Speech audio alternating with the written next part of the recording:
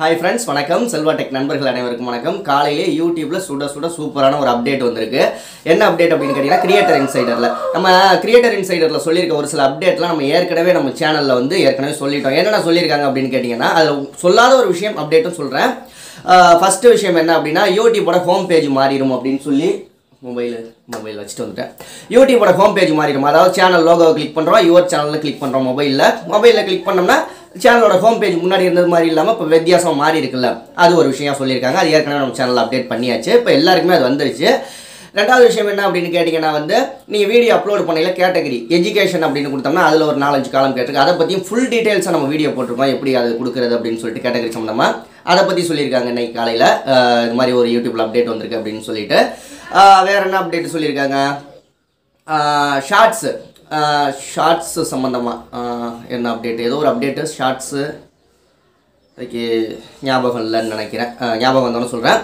இதையெல்லாம் ஷார்ட்ஸுங்கிற ஜெண்டர், அதாவது white studio ஆப்பில் வந்து மேல் ஃபீமேல் இல்லாமல் ஸ்பெசிஃபிக் அப்படின்னு சொல்லிட்டு ஒரு ஜெண்டர் கொடுத்துருக்காங்க.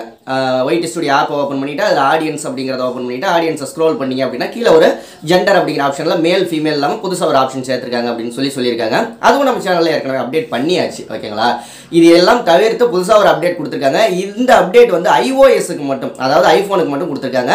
ஆண்ட்ராய்டுக்கு சீக்கிரமே வரும்னு சொல்லியிருக்காங்க. என்ன அப்டேட்னா, நீங்கள் சாதாரணமாக மற்ற விஷயங்களில் யூடியூப் வீடியோ அப்லோட் பண்ணாமல் உங்களுடைய யூடியூப் மொபைல்லையே சாதாரணமாக வச்சு யூடியூப் ஆப்லேயே வீடியோ அப்லோட் பண்ணல, அதில் கஸ்டம் தமிழ் ஆப்ஷன் காமிக்காது. இது வரைக்கும் காமிச்சிருக்காது, இப்போவும் காமிக்காது.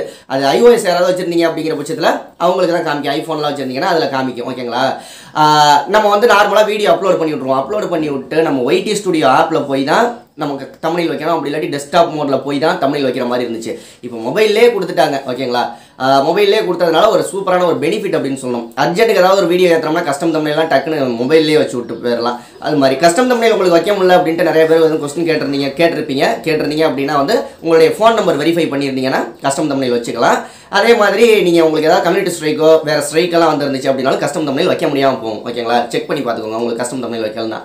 அதே மாதிரி ஒரு சில மேட் ஃபார் கிட்ஸ் சேனல் வீடியோக்களுக்கு கஸ்டம் தமிழ் வைக்க முடியாமல் போகலாம். மற்றபடி வேறு எதுவும் கிடையாது. இதுதான் இப்போதைக்கு வந்திருக்கிற அப்டேட். இந்த அப்டேட் பிடிச்சிருந்தா லைக் பண்ணுங்கள், ஷேர் பண்ணுங்கள், கமெண்ட் பண்ணுங்கள். நம்ம ஜாயின் பட்டனில் மெம்பர்ஷிப்பில் ஜாயின் பண்ணலாம். கீழே ஜாயின் பட்டன் இருக்குது, நறுக்குன்னு ஒரு கிளிக் பண்ணி ஜாயின் பட்டனில் ஜாயின் பண்ணிக்கோங்க. அடுத்த வீடியோவில் சந்திக்கலாம். நன்றி, வாழ்க தமிழ்.